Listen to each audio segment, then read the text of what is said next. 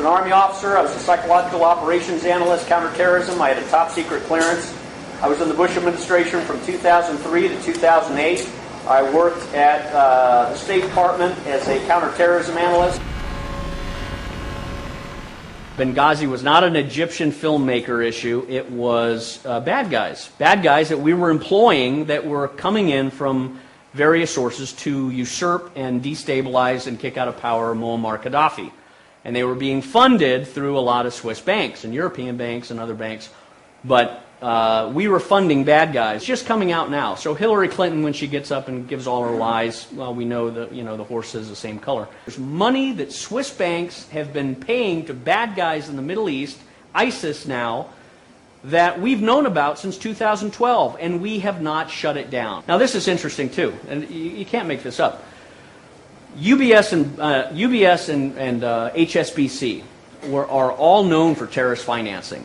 They prosecuted Birkenfeld, the Swiss banker, who came to them and said, I've got all this terrorist financing information, money laundering information, Lanny Brewer and Eric Holder, working with Hillary Clinton. Because Brad showed me State Department cables, and I said, Brad, I was at the State Department when these cables were written.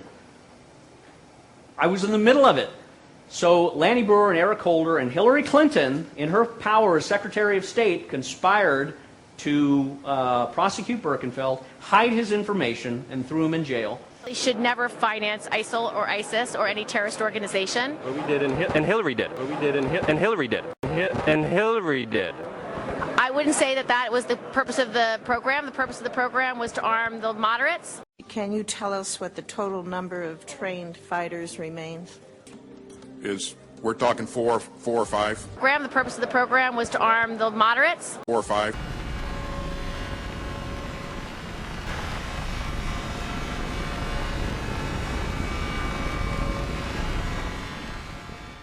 Deaths in western Aleppo, with shelling consistently happening on almost a daily basis from terrorists based in the east of Aleppo, and indeed many children falling victim to that shelling. Our correspondents on the ground there, Murat Gaziev, he's just made another report about the consequence of this, which we can have a look now, but we must warn our viewers that what you're about to see may be distressing.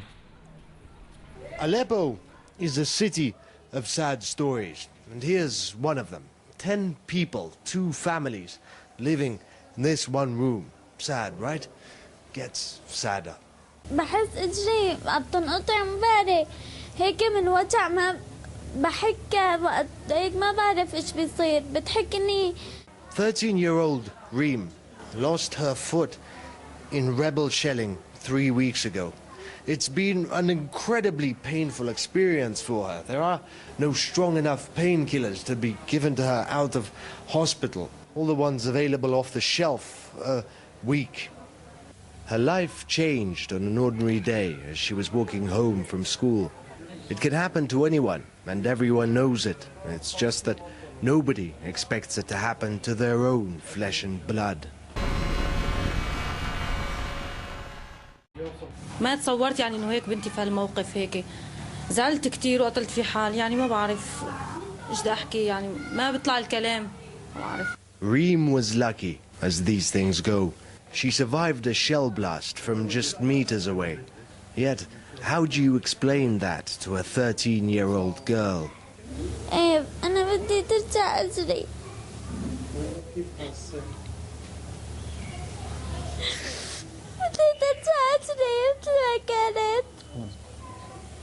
That was a sad story. This is a crushingly depressing story. 6-year-old Amr Satut. He took 4 pieces of shrapnel to the head, and nobody knows whether he will ever wake up. The damage to his brain, doctors told us, was enormous. We asked his father if he could. What would he say to the people who did this? بس هذا إجرام بحق الأطفال. طفل عمره 5 سنين. إيش ذنبه؟ إيش ذنبه بالك جوات بيته لحتى يجي هالشيء هذا؟ إيش سوى؟ إيش هالجرم اللي ارتكبه؟ وين الأمن الأمان كلنا عايشين فيه؟ وين المرحلة اللي وصلنا لها بعد 5 سنين 6 سنين إرهاب؟ A few rooms away was another patient, fresh out of surgery. He's only just learned to walk. The child is 2 years old. He was shot in the stomach and the operation lasted for 4 hours. He is now stable.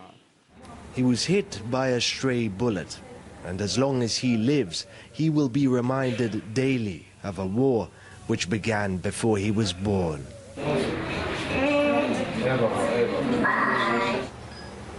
13-year-old Muna, brought in 3 days ago, shrapnel to the head. She's in the same situation. She's in an induced coma.